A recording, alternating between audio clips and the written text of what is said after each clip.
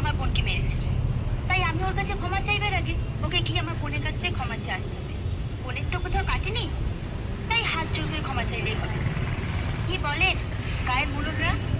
তুমি চুপ করে থাকো বাবা, এটা কাকা ভাইটির ব্যাপার, তাই না কাকা? তুই তাহলে ক্ষমা চাইবি না?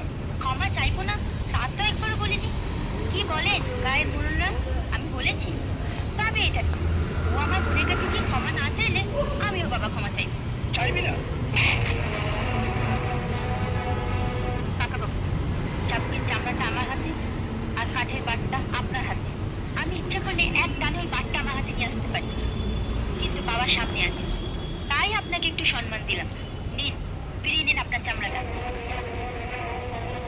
তোকে আজ আমি... দাঁড়ান দাঁড়ান কাকা বাবু, মারার আগে একবার নয় 10 বার ভাবুন। ওই চাবুকের চামড়াটা যদি আমার গায়ে এসে একবার লাগে, তাহলে কিন্তু আর সবার সামনে ওই চাবুক দিয়ে চাপকে আমি আপনার সব চামড়া গুটিয়ে নেবো। আমি ওকে মারার আগে ও আমার বোনকে মেরেছে।